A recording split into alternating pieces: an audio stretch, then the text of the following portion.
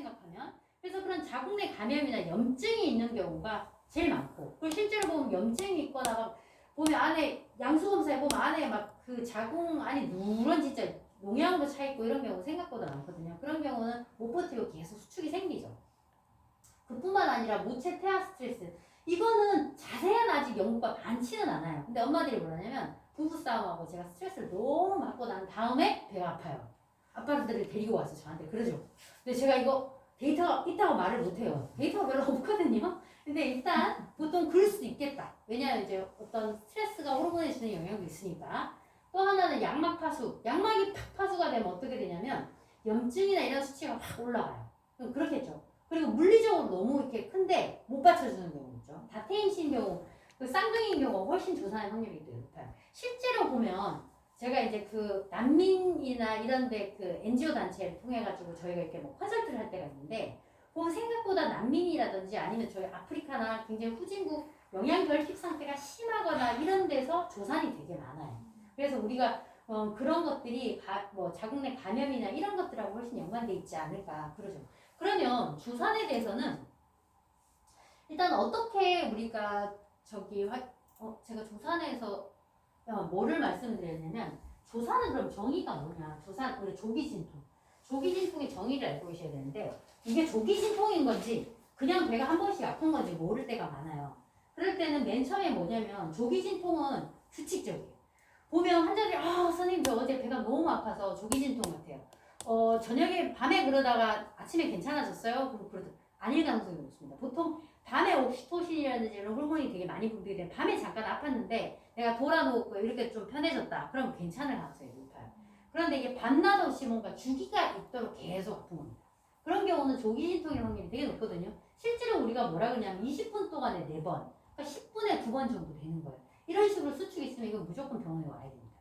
그래서 자꾸 수축이 있네 이러면 어떻게 해야 되냐면, 일단 가만히 옆으로 돌아 누워서 보는 거죠. 내가 편하게 이완하고 있는데도 수축이 있는가. 근데 그렇게 수축이 있는데 이게 레귤러한가, 규칙적인가 체크해 보는 거예요. 그래서 1시간을 가만히 누워있는데 1시간에 한 번, 그럼 계속 누워있어요, 편하게. 그런데 없어졌다 생각하면 1시간에 한 번, 1시간에 2번 계속 규칙성이 있네. 그러면 이게 강하지가 않더라도 오셔야 돼요. 그러면 병원에 가면 이게 찍어주죠. 찍어서 실제로 인 건지 아니면 우리가 조기진통을 확인하는 여러 가지 지표들을 다 테스트해 봅니다. 그래서 조기진통이면 빨리 해결해야 됩니다. 제가 뭐라 그러냐면, 조기진통은 빨리 확인해서 빨리 막으면 됩니다. 그런데 이걸 그냥 놔뒀다 막 진통이 심해지면, 눈이 막 처음에 굴러갈 때 조그맣게 굴러갈 때 탁 막으면 되는데, 이게 이 눈동이 커지면 막는데 진짜 힘들어요. 그래서 엄마들이 제발 이렇게 증상이 있는데 참고 이렇게 하지 말고 빨리 무시라고. 근데 그거를 이렇게 했다가 막 심해지면서 탁 양수 터져버리면 방법이 없죠. 이러셨죠. 그래서 이거는 사인을 잘 알아야 된다는 게 되게 중요하고요. 그러면 조산을 치료 어떻게 하느냐? 조산기가 있다. 그러면 조산인 것 같다. 그럼 병원에서 제일 먼저 쓰는 게 2번. 가만히 누워있게 하고 항생제를 씁니다. 항생제를 쓰는 이유는 아까 제가 말씀드린 것처럼 조산은 알려지지 않은 이유가 굉장히 많지만, 굉장히 많은 포션으로 자궁 내 감염하고 관련이 있어요. 염증 감염. 그래서 예방적으로 일단 항생제를 쓰게 돼 있어요. 그리고 당장 항생제를 써서 원인을 잡는 동안에 수축해서 끝나버리면 안 되겠죠. 그래서 자궁수축 억제제, 뭐 여러분들이 가시면 아토시바니니 유토파니 이런 걸 쓸 거예요. 그런 걸 쓰면서 가만히 누워 있어야 되고, 이거 진통이 심한데 얘가 한 33주 정도밖에 안 됐다. 그럼 어떻게 해서 34주까지 끊어야 되겠죠. 그리고 아기가 그때까지 우리가 끊은 이유가 폐가 성숙해야 되는데, 그래서 폐성숙을 촉진시키는 약이 있어요.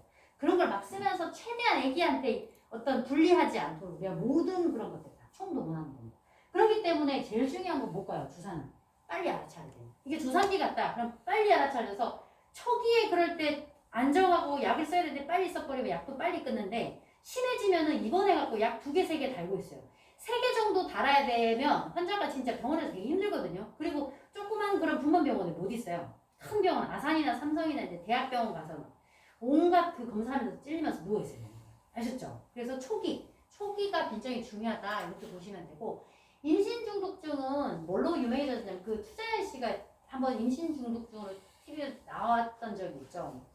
그 우리 되게 이게 심각하구나 사람들이 인지하기 시작한 계기가 있는 것 같아요. 근데 실제로 상과에서는 제일 심각하게 보는 게 임신중독증. 유병률은 그렇게 높지 않아요. 근데 최근에는 왜 그러냐면 고령 산모가 많아요. 나이가 35세 이상을 우리가 고령 산모라고 하는데 고령 산모일수록 조산, 임신 중독증, 그리고 임신 당뇨 이게 굉장히 많거든요. 임신 중독증은 저희가 왜 꼭 이렇게 유병률이 그렇게 높지 않은데도 불구하고 환자들한테 저희가 주지를 시키냐면 위험해서 그리고 굉장히 급격하게 올 수 있는 거라서 저희가 말씀드리는 거거든요. 병원에 가면 계속 소변검사라고 그러죠. 소변검사라고 그러고 내내 혈압제라고 그러죠. 제가 환자들한테 하면 환자들이 내 안 와서 간호사들이 원장님 산모들이 안 해요. 그럼 제가 설명을 해요. 왜냐하면 우리가 소변을 체크하고 체중을 체크하고 혈압을 체크하는 이유가 있어요. 임신 중독증 때문에요. 우리가 임신 중독증이라는 게 어떤 거냐면 제가 원리를 뒤에 설명을 드리겠지만 임신을 하게 되면 갑자기 머리가 아프네, 배 위에도 좀 아프고 눈도 허리들이 다 한 것 같고 이러면 산모들이 다 자기 증상이라고 하죠. 헷갈려요. 그럼 다 임신 중독증인가? 임신하면 이런 증상 생길 수 있잖아요. 머리도 아프고 배도 좀 아프고 이런 증상이 생길 수 있거든요. 그래서 저희가 체크를 하는 거예요. 임신 중독증의 특징 중에 하나가 뭐냐면 혈압이 올라와요. 임신하면 혈압이 떨어지는 게 정상이라고 했죠. 근데 올라갑니다. 이상한 거예요. 그리고 또 소변에서 단백뇨가 나옵니다. 혈압이 되게 높아지면서 단백뇨가 나올 수 있는데 단백뇨 정도 나왔다 그러면 이거 뭔가가 좀 문제가 있는 거예요. 그래서 항상 그걸 디텍션하는 거 하고 열심히 하셔야 되는 거예요. 그래서 초기에 이게 임신 중독증은 초기에 나타나는 게 아니라 한 20주부터 이제 우리가 모니터링을 해요. 20주부터 이렇게 나타날 수 있기 때문에 이때 우리가 잘 알아차리고 빨리 알아차리고 이때 대책을 세우지 않으면 임신 중독증을 모르고 제 환자 중에 그런 분이 있어요. 자꾸 바빠갖고 못 와갖고 한 달 이렇게 왔는데 체중이 확 불었고 제가 보기에 많이 부었더라고요. 소변 검사할 때 단백뇨 2개 뜨고 혈압 높아지고 임신 중독증일 때는 우리가 더 이제 이렇게 되면 정밀 검사를 해요. 쫙 했더니 임신 중독증 맞는데 이 환자가 이런 증상이 있었는데 그 장사하느라고 너무 바빠갖고 환자가 못 오신 거예요. 그래서 이분 같은 경우는 바로 약 쓰고 입원을 시켰는데 너무 심해져갖고 빨리 이제 아기를 낳았었어요. 다행히 그분 36주 가까워서 그냥 빨리 낳았거든요. 만약 이 상태로 이 환자분이 안 오고 계속 이렇게 있었으면 갑자기 기절했거나 진짜 쓰러지거나 피를 막 철철 흘리면서 실려왔을 수도 있어요. 그만큼 무서운 게 임신 중독증이에요. 그럼 임신 중독증은 대체 뭐냐? 왜 시야도 흐리고 머리도 막 아프고 배도 아프고 막 붓고 혈압이 높아지냐? 자, 보시면 임신 중독증의 증상이 어떤 거냐면 갑자기 우리가 임신 중독증을 왜 중독이라 그러냐면 자간증, 시저한다는 거거든요. 이렇게 이걸 뭐라지 우리가 이거를요? 이렇게 막 사람이 막 이렇게 간질 증상처럼 이렇게 시저하는 증상. 그리고 폐부종이 와요. 숨을 못 쉬어요. 그러니까 그 추자연 씨 같은 경우 왜 중환자실에 왔냐면 폐부종이 왔어요. 폐에 물이 갑자기 확 차면서 숨을 못 쉽니다. 그리고 엄마가 있는데 애기가 멀쩡할 리가 없죠. 애기들은 말하자면 혈액 공급이 잘 안 되고 이러면서 태반이 막 떨어져서 나가요. 그럼 애기는 그 태반이 떨어지는 거나 애기한테 숨을 못 쉬는 거랑 똑같아요. 그럼 얘는 이제 그냥 사산되는 거죠. 그리고 당연히 이제 배가 막 아프면서 애기한테 문제 생기니까 조산에 어떤 관련된 질환들이 막 생겨요. 이게 어떠냐면 굉장히 급격히 진행된다는 거예요. 갑자기 막 시절을 하고 막 숨 못 쉬고 애기는 밑으로 피나고 막 이렇게 무섭죠, 그죠? 이게 바로 임신 중독증인데 임신 중독증이 생기는 이유가 있어요. 제가 사실은 이거를 일반인들한테 이렇게 제가 강의를 하는데 이거는 의사들한테도 우리가 이렇게 자세하게 잘 안 해요. 원리를 알면 재밌으니까. 지금 보시면 아까 제가 뭐라 그랬냐면 임신을 하게 되면 모든 혈류가 다 자궁 쪽으로 간다고 그랬죠. 그래서 자궁 쪽으로 확 열어버리기 때문에 다른 데는 혈압이 낮아지는 게 정상이에요. 그런데 이 경우는 어떤 문제가 있냐면 말하자면 임신을 하게 되면 태반 쪽으로 혈류가 제일 많이 가는데 혈관에 문제가 있는 거예요. 예를 들어서 우리가 혈관이 막힌다든지 여러 가지 이유로 혈관에 어떤 문제가 되게 혈력학적인 혈관에 어떤 문제가 많이 생기는 거죠. 혈관이 말하자면 이게 잘 막혀 있다든지 좁아져 있다든지 이런 거예요. 그럼 태반으로 가는 혈관이 좁아져 있다면 혈관이 별로 안 좋다 그러면 그뿐만 아니라 머리로 가는 모든 혈관들이 사실 그렇게 멀쩡할 이유가 별로 없어요. 다 비슷비슷할 건데 자 보시면 이제 원인을 따지자면 뭐 면역학적인 문제가 임신하면서 생겨서 그런 거지만 자 그렇게 되면 어떻게 되냐면 이쪽으로 막 보내는데 애기한테 피가 잘 안 가는 거예요. 그러니까 우리 몸에서는 애기한테 혈류가 잘 안 가니까 더 보내라고 그러죠. 그럼 심장에서 더 짜요. 혈압을 더 세게 막 짜는 거예요. 그럼 막 짜는 거예요. 그렇다가 보면 여기서 지금 혈류가 잘 공급이 안 되니까 엄청 세지니까 혈압이 되게 높아지겠죠. 더 높아지고 더 높아지면 머리라든지 우리가 혈관이 제일 많이 얇은 혈관이 많이 가 있는 데가 머리 그리고 또 눈 같은 데 그렇죠? 눈 그리고 어디도 많이 간에도 작은 혈관들이 엄청 많이 분포가 돼 있어. 그렇기 때문에 어떤 일이 생기냐면 혈압이 너무 높고 말하자면 이런 분들이 대부분 혈관이 다 안 좋거든요. 이런 데 막 가다 혈관이 터져버려. 그리고 간 쪽으로도. 그리고 눈 작은 혈관들 막 터지고 여기 안 좋아지니까 혈류 공급이 잘 안 되니까 시야가 막 흐리들이다 보면 두 개로 보인다고 그러고 머리도 막 깨질 것 같이 아프고 그러니까 시저할 정도 되면 머리 우리가 CT를 찍어보면 안에 혈종이 막 차 있고 간에도 혈종이 차 있고 그래요. 그게 한순간에 딱 일어나거든요. 굉장히 무서워요. 그렇기 때문에 임신 중독증 같은 경우는 굉장히 생기면 우리가 거의 재앙이죠. 빨리 대처를 해야 되는 것 중에 하나인데 자 그러면 임신 중독증은 우리가 어떻게 알아차리고 예방해야 될 것인가? 기본적으로 보면 비만인 산모, 당뇨인 산모, 예를 들어서 이런 고위험인 산모들이 다른 것들도 같이 가지고 있을 가능성이 되게 높아요. 그래서 기본적으로 비만이 되지 않도록 당뇨나 이런 게 되지 않도록 관리를 해야 되고 원래부터 만성 고혈압이 있었다. 원래 임신 전부터 고혈압이 있었던 분들은 특히나 더 잘 모니터링을 해야 됩니다. 그리고 어떤 경우가 많냐면 첫째 낳을 때 임신 중독증이었어요. 그러면 임신성 고혈압이었다 이러면 둘째도 거의 100% 그렇습니다. 그럼 둘째는 어떻게 해야 될까? 미리 예방을 해야 됩니다. 그럼 예방하는 방법이 있느냐? 있어요. 보시면 우리가 임신 중독증이 왔다. 그럼 이 치료는 즉시 바로 해야 되고 이제 심하지 않으면 우리가 계속 혈압을 모니터링하면서 그러니까 그 집에서 못 하겠죠. 입원해야 됩니다. 임신 중독증은 무조건 입원을 해가지고 조절을 해가면서 주수가 우리가 어떻게 끌어가지고 그 주수가 되면 빨리 아기를 낳는 게 좋고 주수가 됐으면 빨리 분만하는 게 좋고 그리고 예방이라고 하는 건 일단 빨리 찾는 게 되게 중요해서 20주 이후부터는 혈압 소변을 꼭 체크해야 돼요. 그리고 고위험 산모 같은 경우는 이분은 뭐 임신 중독증이나 임신성 고혈압의 어떤 그런 위험이 있다 그러면 보통 산부인과에서는 초기부터 아스피린을 써요. 아스피린은 임산부들이 먹어도 되고 당연히 먹어야 되거든요. 우리가 아스피린을 예를 들어서 습관성 유산인 분들한테도 많이 쓰고 실제로 임신성 고혈압의 어떤 위험이 있으면 예방적으로 씁니다. 그래서 보통은 한 35주까지 쭉 쓰다가 끊고 그만을 하게 되죠. 그래서 임신성 고혈압 같은 경우 빨리 알아차리는 게 중요해서 제가 소변이나 혈압 체크 잘 안 하는 분들이 있으니까 설명을 꼭 하죠. 그럼 꼭 열심히 하시라고요? 안 할 수가 없겠죠, 그죠? 자, 그 다음이 임신성 당뇨. 임신성 당뇨는 생각보다 많아요. 왜냐하면 우리나라 사람들은 당뇨의 리스크가 높아요. 그러니까 한국인, 아시아인들은 이상하게 당뇨의 그런 유병률이 높거든요. 우리가 고위험이거든요. 그래서 우리나라는 꼭 당뇨 체크를 하죠. 보통은 24주 이후에 선별 검사를 먼저 해보고 당뇨인 것 같다. 그럼 확진을 검사를 해요. 그래서 확진이다 그러면 그때부터 이제 관리를 해야 됩니다. 임신성 당뇨 관리는 그렇게 어렵지 않아요. 어렵지 않은데 제가 왜 요거 설명을 드리냐면 임신성 당뇨는 그렇게 위험하지 않고 관리를 하면 아무 문제가 없습니다. 우리가 보통 임신성 당뇨일 때 관리가 안 되면 어떠냐면 말하자면 엄마가 당뇨가 생기는 거거든요. 임신했을 때 잠깐. 그럼 아기가 엄청 커져요. 거대야. 자연분만 못하는 경우가 굉장히 많고요. 아기가 황달이 생기거나 태어났을 때 저혈당이나 호흡곤란증이 생각보다 되게 많아요. 그래서 엄마들이 걱정을 하죠. 근데 임신성 고혈압은 그 당뇨 같은 경우 조절만 잘하면 보통 식이요법으로 조절을 많이 하고 안 되면 인슐린을 쓰는데 인슐린 쓰는 거에 대해서 걱정 안 하셔도 돼요. 그리고 임신성 당뇨라고 해서 아기 낳고 계속 간다 그것도 아니거든요.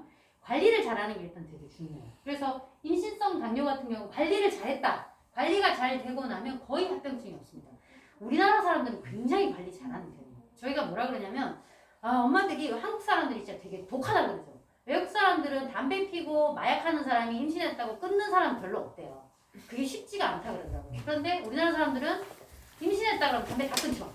그리고 예를 들어서 내가 당뇨다 그러면 엄마들이 그때부터 현미밥 먹고 뭐 식이 조절을 엄청 빡세게 합니다. 그래서 제가 보면 임신성 당뇨인 사람들이 보통 관리를 하면 아기가 오히려 작은 사람들 되게 많이 봤어요. 너무 안 먹어가지고 안 먹으라는 소리가 아니었는데 그렇습니다. 그래서 관리를 하면 전혀 문제없는 그런 거기 때문에 임신 당뇨는 꼭 하셔야 되고 또 어떤 분이 있냐면 임상검사 하세요 그랬는데 자꾸 시기를 넘겨요. 검사하기 싫어요. 근데 확진검사 해야 됩니다. 확진검사 하기 싫으니까 확진 나올까봐 해야 되거든요. 안 하고 계속 이제 있다가 나중에 관리가 안 되면 그 이후에 나중에 후회되니까 아셨죠? 그거만 기억하시면 되고요. 자 이제 병원에 가봐야 될 증상 우리가 이제 만기로 가면 갈수록 당연히 똑같습니다. 출혈이 있다, 티가 난다, 배가 아프다, 뭔가 물같이 뭐가 흐른다 이러면은 병원에 가야 되겠죠. 보통 출혈이 있다 그러면 임신은 우리가 이제 2, 3분기를 넘어가서 출혈이 있다 그러면 어떤 경우가 있냐면 태반에 문제 생기는 경우가 생각보다 많아요. 배도 하나도 안 아픈데 피가 빨간 피가 막 나와요. 빨리 가야 되겠죠, 그렇죠? 가보면 태반 자체가 정상적인 태반은 이렇게 올라가 있어요. 원래 태반이 이렇게 있다가 자궁이 커지면서 쫙 딸려 올라가는데 못 딸려 올라가는 경우가 있어요. 그러니까 이런 경우는 지금 여기가 태반은 이게 피가 가득 들어있는 스펀지 같은 거거든요. 근데 여기 수축이라도 생기면 막 이게 터지겠죠, 그죠? 큰일 나겠죠, 그죠? 그래서 전치 태반인 경우는 수축이 생기면 절대로 안 돼요. 그래서 전치 태반인 경우 굉장히 조심하셔야 되고 그뿐만 아니라 아까 말씀드린 것처럼 애기한테 여러 가지 문제가 생겨서 태반이 빨리 떨어지는 경우 있어요. 조기 박리되는 거 위험하죠, 그렇죠? 그러니까 피가 난다 그러면 요 시기에 피가 난다. 배 아프면서 피가 난다. 진짜 빨리 오셔야 돼요. 제 환자 중에 어떤 분이 있었냐면 제 환자가 아니고 당직 중에 어떤 환자가 전화로 왔어요. 물 같은 게 흘러요. 빨리 오셔야 돼요. 왔는데 내가 봤는데 물이 아니라 핏물이 막 흐르는데 딱 보는 순간 핏물이 월칵 나오는데 이분은 그냥 물이 좀 흐르네라고 생각하셨던 거예요. 저 같은 경우 그렇게 되면 저 혼자 막 후달리죠. 태반 조기 박리겠구나. 손발을 딱 봤는데 태반이 떨어지는 게 눈으로 이제 보여요. 근데 제가 그때 놀랬던 게 이 정도 되면 빨리 오셨어야지 물어보니까 이게 물이 흐르고 뭔가 약간 핑크색으로 보이기 시작하신 게 한 점심 때부터 그랬어요. 밤에 연락이 와요. 이제 천운이었죠. 아기가 멀쩡해서. 태반 조기 박리는 초응급이에요. 병원에서. 그렇게 되면 저는 어떡하냐 어레인지 미리 하고 있어요. 마취가랑 빨리 어레인지 하고 수술방 다 어레인지 해놓고 그 119한테 막 닥달해서 빨리 데리고 오라고 그렇게 와요. 그 정도가 되면은 진짜 우리 아기가 살 수 있는 건 되게 천운인 거예요.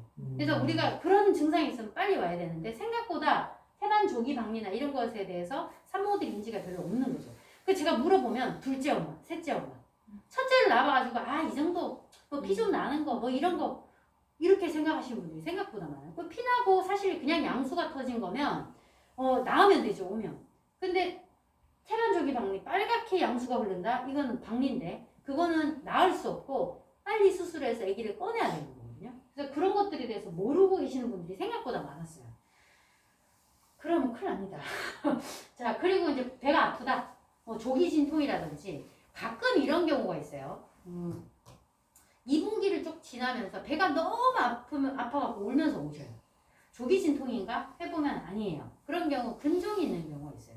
근종이 있으면 근종통이 심한 사람들 되게 심하거든요. 근데 근종이 있을 때는 어떻게 하느냐? 방법이 없습니다. 뭐 근종을 수술할 수도 없고 통증이 있을 때는 타이레놀이라든지 이때는 28주 이전이면 엔세이드 같은 약을 쓸 수 있어요.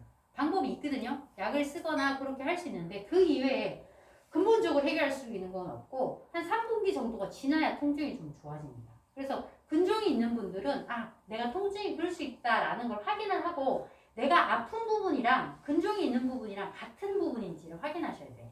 내가 근종 때문에 아픈가 보지 근종은 여기 있고 배는 여기 아픈 거 이게 다른 문제죠. 그러니까 그거는 확인을 꼭 하셔야 된다는 거. 당연히 양수가 세면 와야 되겠죠, 그죠? 양수 샜는데 둘째 엄마들 막 어떤 경우냐면 양수가 세면 둘째, 셋째 정도 되면 진짜 빨리 나오거든요. 한 2번 배 아프면 푹 나오거든요. 그렇게 해서 꼭 이제 둘째나 셋째 엄마들이 응급실 119에 아기가 나온 상태로 탯줄이 달린 상태로 이렇게 같이 실려오는 경우가 있어요. 진짜 이게 아기가 나오는 거는 저거 없이 이제 둘째, 셋째 정도 되면 빨리 진행하거든요. 팍 나오면 밑에 다 찢어지는 한꺼번에 나와요. 근데 탯줄을 자를 수 없기 때문에 아기가 탯줄이 달린 상태로 엄마가 이렇게 안고 이불을 덮어서 119 대원들이 실어서 온단 말이에요. 그러면 참 그거 되게 위험천만한 상황이죠, 그렇죠? 그래서 여기 둘째 있으세요? 없으시죠? 그러니까 그 정도 둘째, 셋째 정도 되면 엄마들이 겁이 없어집니다. 그러다가 진짜 위험해지니까 고를 수도 있다.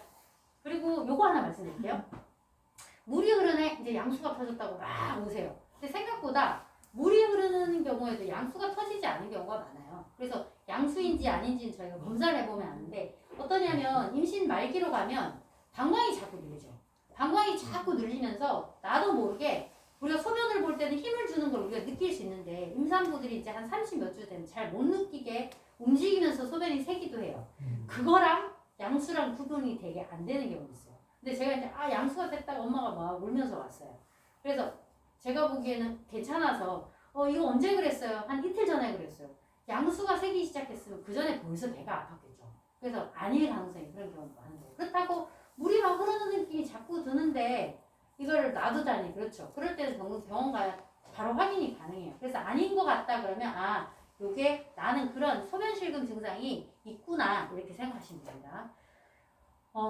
그렇게 요거는 뭐냐 아까 제가 말씀드린 전치 태반하고 요 태반 조기 방류. 태반 조기 방류 제가 여기마다 말씀드렸죠, 그렇죠? 자, 그 3분기 후기 이제 아기 낳을 때쯤 되면 증상이 사람마다 다 달라요. 이제 뭉쳤다 풀렸다 37주가 지났다. 뭉쳤다 풀렸다 한다.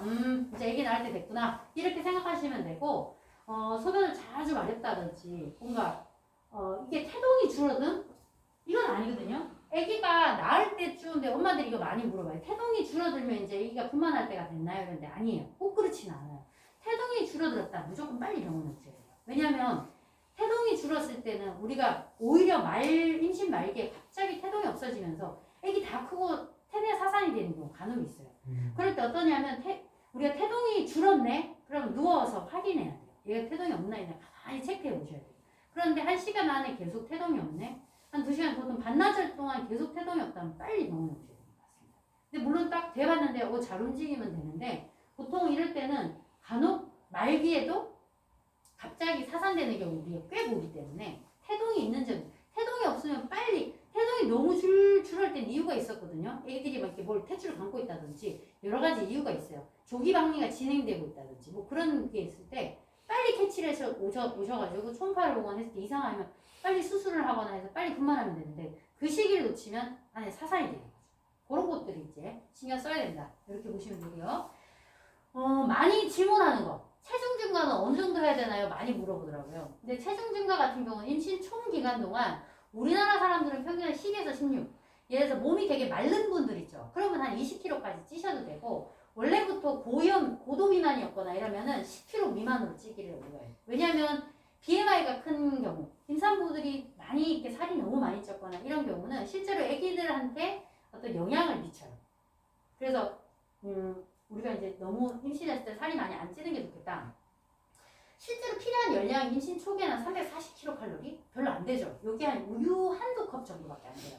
근데 보통 임신하면 어떻게 해요, 우리가? 임신했으니까 이제 2인분을 먹어야 된다 이러잖아요. 큰일 납니다. 나중에 조절 안 됩니다. 그래서 요거는 체중 증가는 요 정도라고 생각하시고 이렇게 체중 증가 이거 관리를 잘 해주시는 게 진짜 중요해요. 살이 급격하게 쪘다. 나중에 이제 우울해지고 살 빼기도 힘들지만 이게 여러 가지 이제 근골격의 문제를 많이 일으키기 때문에 요거 관리하셔야 되고 엽산은 이제 지금 거의 14주까지만 드시고 거의 철분제를 바꾸기 때문에 엽산은 이제 제가 초기에는 말씀을 드리는데 엽산이 엽이 뭐냐면 이파리, 초록색 이파리 있죠. 거기에 있는 건데 이걸 우리가 야채로 먹어갖고 이만큼 하기가 힘들기 때문에 임신했을 때 쓰죠. 이게 엽산이 되게 부족하면 신경관 결손 같은 거랑 관련이 있어요. 그래서 이거는 되게 중요합니다. 철분제는 지금 드시고 계시죠? 거의 한 14주 정도 이후에는 철분제 드셔야 돼요. 엽산 근데 계속 먹어요. 아니요. 제가 말씀드린 것처럼 엽산은 14주 정도까지만 드시면 돼요. 신경관이 만들어지는 그 시기 14주, 16주 정도까지이기 때문에 뭐 엽산 먹는데 전혀 불편할 거 없다. 먹어서 나쁠 거 없거든요. 그래서 누가 선물로 주고 내가 먹었을 때 불편한 거면 그냥 드세요. 드셔도 되는데 굳이 14주 이후까지는 우리가 꼭 챙겨 먹어야 되는 건 아니에요. 그래서 엽산 먹다가 또 14주 정도에 철분제를 바꾸죠. 철분제도 초기엔 잘 안 먹죠. 그래서 14주 정도부터 이제 시작을 해서 철분제 같은 경우는 하루에 철로 한 35ml 이상 정도 먹어야 되고 얘는 밥이랑 같이 먹으면 흡수율이 떨어지니까 공복에 오렌지 주스랑 같이 이렇게 이야기하잖아요. 그렇게 먹어도 좋습니다. 그리고 많이 물어보는 거. 저한테 산모들이 항상 영양제 이거 많이 물어보거든요. 제가 산모들이 물어보면 선생님 저 임신했는데 뭐 먹어야 돼요? 그러면 보통은 임신했을 때 임산부들이 꼭 먹어야 될 게 이제 뭐 기본적으로 임신을 하게 되면 아기들한테 많이 공급돼야 되기 때문에 원래 우리가 먹던 필요한 영양제소보다 조금 더 먹으면 돼요. 그게 보통 뭐 임산부들이 그 종합 영양제 있죠. 그거를 하나 드시면 편한데 꼭 드시라고 제가 말하는 게 두 개가 있어요. 비타민 D하고 유산균. 유산균하고 비타민 D는 최근에 임산부가 아니라도 이게 되게 핫해요. 비타민 D는 우리가 사람들이 요즘에 제일 잘 모르는 개념이지만 누구나 다 쓰고 있는 말이 면역력이라는 개념이죠. 저희도 자세하게 설명하기 어려우면 면역력으로 하면 사람들이 이해를 해요. 뭔지 모르지만 좋은 거, 우리 몸을 지켜주는 그 무언가를 사람들이 면역력이라고 생각하는데 우리가 과학적으로 봤을 때 실제로 우리 몸의 어떤 면역력하고 관련된 게 뭐냐면 유산균. 장내 어떤 유산균이 장에서부터 어떤 뭔가가 그 유해균이나 이런 것들이 그 장내 어떤 그런 그물 같은 것을 깨버리는 것들을 방해하는 것, 그 막아주는 게 유산균이거든요. 물리적인 그런 유산균의 기능이 있고 비타민 D 같은 건 최근에 그 유명해진 핫해진 영양소예요. 그러니까 이제 일반인들도 비타민 D 굉장히 이제 많이 먹죠. 왜냐하면 우리나라 사람들 특히 낮으니까. 비타민 D는 산모들한테도 왜 중요하냐면요. 일반적으로 이제 그 비타민 D가 원래 하는 역할이 칼슘을 뼈로 날라다 주는 역할을 해요. 우리가 아무리 칼슘을 많이 먹어도 비타민 D가 낮으면 칼슘을 갖다가 이렇게 넣어줄 수 없어요. 그리고 칼슘 우리가 비타민 수치가 낮으면 뼈에 있는 칼슘을 막 이렇게 빼내요. 빼가지고 이렇게 혈액으로 흘려보내거든요. 그래서 비타민 D가 최소한 30 이상은 돼야 돼요. 그러니까 그런 개념으로 봤을 때 산모들은 애기들 근골격이나 이런 거 형성하는데 많이 쓰여요. 그래서 드셔야 돼요. 산모들은 4천 단위 이상은 잘 안 먹어요. 저는 하루에 5천 단위 먹어요. 오래오래 살려고. 근데 산모들 같은 경우는 4천 이상은 저희가 공부하지 않아요. 그래서 나중에 비타민 D가 낮으면 애기 낳고 나서는 저는 저처럼 5천씩 이렇게 먹어서 올려도 되는데 보통은 4천 정도 그렇게 보시면 돼요. 그 이외에도 임산부 우울증하고도 관련이 있고요. 최근 연구는 어떠냐면 비타민 D 부족 자체가 조산이나 유산하고 초기 유산하고도 관련이 있다. 그러니까 비타민 D가 요즘에 전 학계에서 굉장히 핫합니다. 이게 어떤 연구에서 시작되냐면 우울증에서도 그렇게 시작됐고 암 환자들이 이렇게 쫙 영양소들 이렇게 뭔가 비교를 해보면 비타민 D가 되게 차이가 많이 나요. 그래서 암병동이나 이런 데도 비타민 D를 엄청 쓰죠. 쉽게 말하자면 암이라는 게 뭐예요? 우리가 면역력, 우리 몸에서 조절할 수 있는 그런 영역, 그게 극한으로 떨어지는 상태, 조절력이 확 떨어지는 상태가 아니잖아요. 그래서 그런 경우도 비타민 D에 대해서 우리가 많이 연구를 하고 있죠. 제가 이제 그래서 비타민 D가 우리나라 사람 되게 부족하죠. 여성들은 더 부족하고 산모들은 굉장히 부족하기 때문에 최근에는 이제 우리가 많이 챙겨서 쓰고 있어요. 오메가3 많이 물어보시거든요. 오메가3 먹어야 돼요. 뭐 선물로 주면 다 드세요. 그래서 오메가3라는 게 쉽게 말하자면 두 가지가 있어요. DHA, EPA. 우리가 오메가3를 왜 먹어야 될까요? 이러면 사람들이 애기들 뭐 브레인에 뇌를 만드는 그 세포에 들어가는 재료가 되니까요 이랬는데 맞아요. 맞는 말이에요. 근데 사람들이 이거 식물성만 먹어야 된대요 라고 저한테 물어보시는 분이 있어요. 그게 어떤 의미냐면 DHA가 우리가 머리에 있는 그런 어떤 그 뇌세포를 만드는 데 쓰는 재료 맞고요. EPA라는 건 오메가3 중에서 오메가3가 지방산이거든요. 이게 어떠냐면 혈관을 닦아주는 그런 그거라고 들어보셨죠? 기름. 혈관을 닦아주는 기름이라고 들어보셨죠? 그래서 말하자면 혈전이나 이런 것에 도움이 된다고 하는 게 EPA예요. 그러니까 사람들이 어떻게 생각하냐면 애기 낳을 때 좀 출혈이 엄청 많은데 저거 먹으면 지혈이 잘 되지 않을까? 지혈이 안 되고 출혈이 더 많아지지 않을까요? 이런 것들을 제기하시는 분이 있어요. 거기에 대해서는 정확한 연구는 없고요. 그래서 우리가 어떻게 하냐면 굳이 EPA가 꼭 이렇게 필요한 건 아니니까 요즘에는 그래서 산모들을 타겟으로 해서 DHA만 들어있는 그런 오메가3 게 나와요. 그거 드셔도 됩니다. 아셨죠? 그리고 사실은 결론적으로 EPA가 그렇게 상관은 별로 없습니다. 우리 아스피린도 계속 쭉 쓰는데요. 상관없습니다. 그래서 실제로 오메가3가 많이 들어있는 음식 보통 우리가 뭐 이렇게 이거 이야기하려면 너무 많지만 시간 관계상 이런 것이 있다. 그리고 아까 제가 말씀드렸던 유산균. 유산균은 왜 그러냐면요. 여러 가지 두 가지 이유에서. 예를 들어서 산모들 같은 경우 제가 그랬죠. 변비가 되게 심해져요. 그럼 변비가 있다. 그럼 어떻게 하느냐. 첫 번째는 물 많이 드시고 식이섬유 많이 드시고 유산균을 드세요. 장 쪽에 어떤 그런 문제가 있을 수 있으니까 유산균을 드세요. 그런데도 변비가 해결되지 않아요? 그럼 두 번째 쓰는 게 푸른 주스입니다. 푸른 주스 드셔보시면 좋습니다. 두 개로도 해결이 안 돼요. 그러면 마그닐 같은 약을 써요. 제가 아까 말씀드린 것처럼 산모들은 변비를 굉장히 적극적으로 치료해야 됩니다. 그게 나중에 문제가 되고 변비 때문에 계속 환자에게 힘을 막 주다가 보면 물론 꾹꾹한 관련성은 아닌데 조산처럼 그렇게 밑으로 힘이 들어가는 그게 될 수 있어요. 그래서 저희가 산모들은 변비를 적극적으로 조절하는 게 그거고요. 또 하나 우리가 기본적으로 이런 연구가 많은데 아기들이 갖고 있는 장내 유산균 총은 어떻게 만들어질까요? 지금까지 어떤 학설은 어떠냐면 아기들이 태어날 때 우리가 아기 뱃속은 무균 상태 여기 균이 있으면 안 돼요. 제가 그랬죠. 막 균이 있거나 이러면 이 염증이 있거나 이러면 우리 조산이 생긴다고 그랬잖아요. 없는데 그럼 얘들은 그 장내 세균이 어디서 오지? 우리가 지금 보고 있는 거는 자연분만을 이렇게 하잖아요. 아기를 이렇게 낳을 때 엄마 이게 산도를 빠져나오면 이 산도 그리고 그 주변에 있는 항문 이런 쪽을 그냥 산도라 그래도 우리 항문 안에만 이렇게 장 안에만 유산균이 들어있는 것이 아니라 직장 항문 그 주변에 다 묻어 있는 거거든요.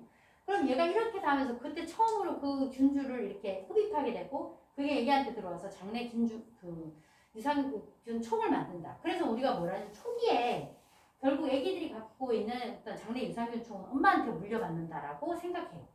그렇기 때문에 엄마 장내 환경이 되게 중요해요.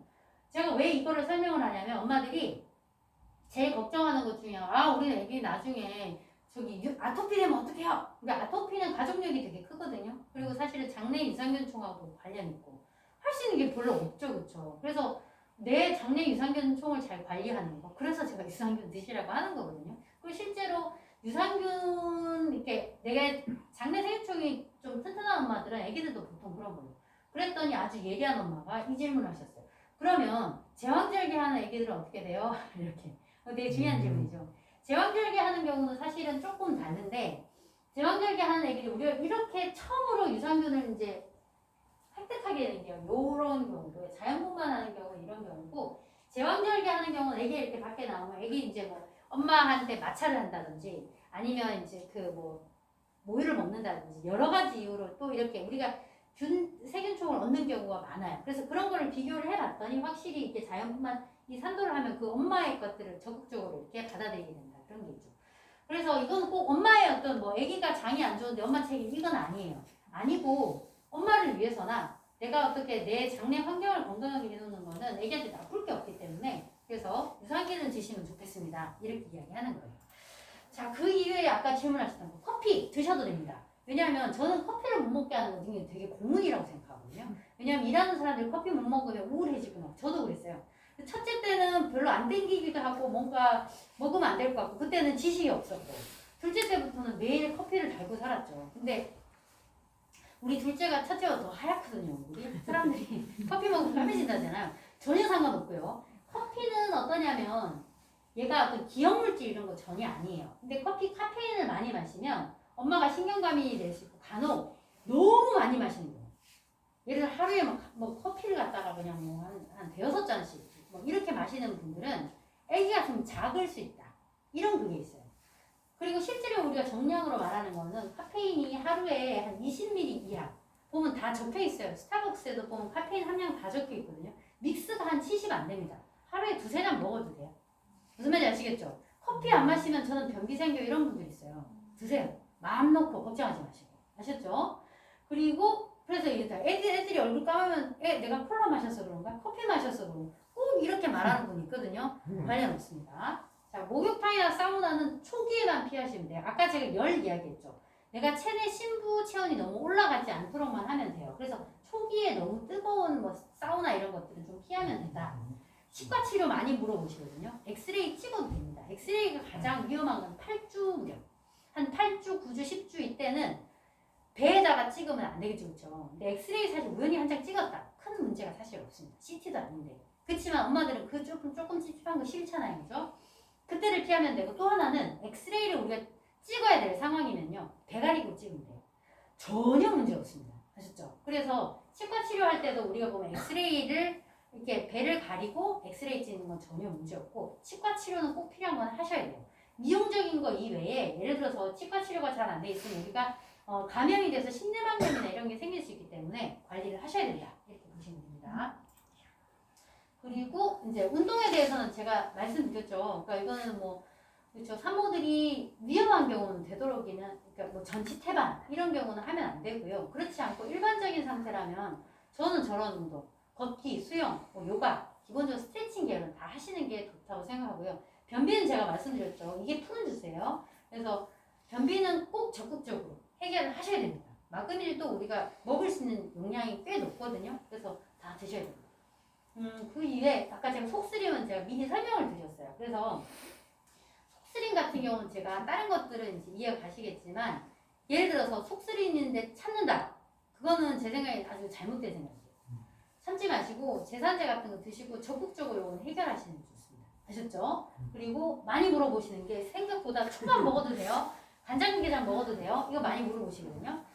왜 그랬냐면 옛날에는 초밥이나 간장게장 이런 날 음식들에 뭐 세균이나 기생충 뭐 이런 거 있을까봐. 근데 요즘엔 그렇게 관리 안 하니까. 그리고 초밥이나 간장게장 같은 경우 초밥에는 생선에는 저거 많이 들어있잖아요. 그 오메가3 같은 그런 거 많이 들어있잖아요.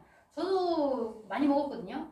그래서 우리가 이제 관리 잘하는데 비싼 데가 그런가? 아무튼 관리 잘하는데 제대로 하는 데 가서 매일매일 먹을 거 아니니까 그쵸? 드셔도 됩니다. 그래 너무 많이 제한을 하게 되면 되게 스트레스 받잖아요. 드셔야 된다. 아빠들이 항상 초콜릿 못 먹게 하고 탄산 못 먹게 하고 초밥 못 먹게 하고 그러죠? 자기들 다 먹으면서. 근데 실제로 어떠냐면 초밥 같은 거 다 드셔도 되고요. 초콜릿이나 이런 것들이 당뇨를 유발하는 거 아닙니다. 걱정하지 마시고 우리가 당이 되게 딸릴 때가 있어요. 너무너무 피곤하니까 그쵸? 드세요. 그쵸? 드셔도 됩니다. 커피도 드셔도 되고 소화 안 되면 탄산 드셔도 되고 먹을 수 있는 소화제들 다 있어요. 그래서 드셔도 돼요. 그러니까 임산부들이 우리가 모르면은 힘든 걸 다 참고 가요. 그러다 보면 나중에 진짜 힘들어지거든요. 그래서 그런 것들은 물어보면 의사가 다 대답해 줍니다. 아셨죠? 그래서 네. 잘 아셔서 편하게 임신을 잘 지나시길 바랍니다. 네. 저는 여기까지고요. 혹시